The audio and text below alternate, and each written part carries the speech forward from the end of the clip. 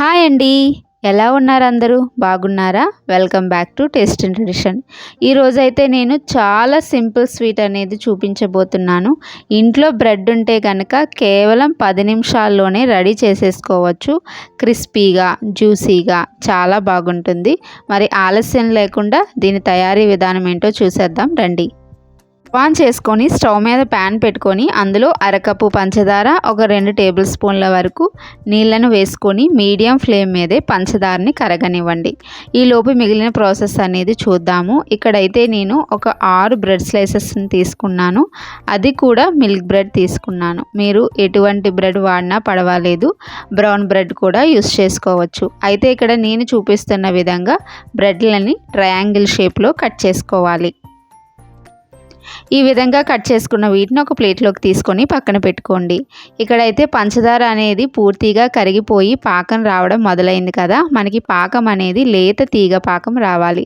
చూడండి ఇక్కడ చూపిస్తున్నాను కదా, అంటుకోలేనట్లాగా తీగలాగా ఫామ్ అవ్వాలి. ఆ విధంగా వచ్చిన వెంటనే ఇందులోని మనం ఒక పావు టీ స్పూన్ వరకు యాలకుల పొడి వేసి కలిపేసి స్టవ్ అనేది ఆపేసి ఈ పాకాన్ని కాసేపు పక్కన పెట్టేసి మిగిలిన ప్రాసెస్ అనేది చూసేద్దాము. డీప్ ఫ్రైకి సరిపడినంత ఆయిల్ అనేది పెట్టుకొని వేడి చేసుకున్న తర్వాత ఇందులోని మనం ఇంతకుముందు కట్ చేసి పెట్టుకున్న బ్రెడ్ స్లైసెస్ అనేటివి వేసుకొని మీడియం ఫ్లేమ్ మీదే మంచి గోల్డెన్ బ్రౌన్ కలర్ వచ్చేంత వరకు అటు ఇటు తిప్పుకుంటూ ఫ్రై చేసుకోవాలండి. అయితే మంటని ఏ మాత్రం పెద్దగా పెట్టినా సరే బ్రెడ్ అనేది మాడిపోతుంది. కాబట్టి మీడియం ఫ్లేమ్ మీదే అటు ఇటు తిప్పుకుంటూ మంచి రంగులోకి వచ్చేంత వరకు ఫ్రై చేసుకోవాలి. అయితే ఆయిల్లోనే కాకుండా నేతిలో కూడా వేయించుకుంటే టేస్ట్ అనేది బాగుంటుంది. ఇక్కడ చూడండి ఈ విధంగా మంచిగా రంగు మారింది కదా, ఈ విధంగా మారితే సరిపోతుంది.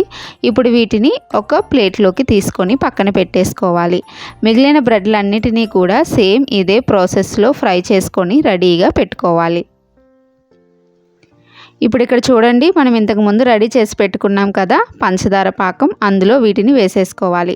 అయితే మీకు పంచదార పాకం పూర్తిగా చల్లారిపోయినట్టు అనిపిస్తే మరలా కాస్త గోరువెచ్చగా అయ్యేంత వరకు వేడి చేసుకొని రెడీగా పెట్టుకోండి. అప్పుడు ఇందులో బ్రెడ్ స్లైసెస్ని వేసుకొని అటు ఇటు తిప్పుకుంటూ 1 నిమిషం పాటు ఉంచుకుంటే మనకి బ్రెడ్ అనేది పాకాన్ని పీల్చుకుంటుంది.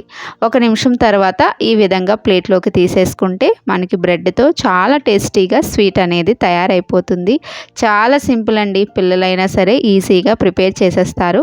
పైనుంచి నేను కాస్త బాదం పప్పుతో గార్నిష్ చేస్తున్నాను. మీకు ఎప్పుడైనా స్వీట్ తినాలనిపిస్తే ఇంట్లో బ్రెడ్ ఉంటే కనుక ఈ విధంగా ట్రై చేయండి. చాలా సులువుగా అయిపోతుంది, రుచి కూడా చాలా బాగుంటుంది. మీకు ఈ రెసిపీ నచ్చితే కనుక తప్పకుండా లైక్ చేసి మీ ఫ్రెండ్స్ అండ్ బంధువులకి షేర్ చేయండి. Thanks for watching.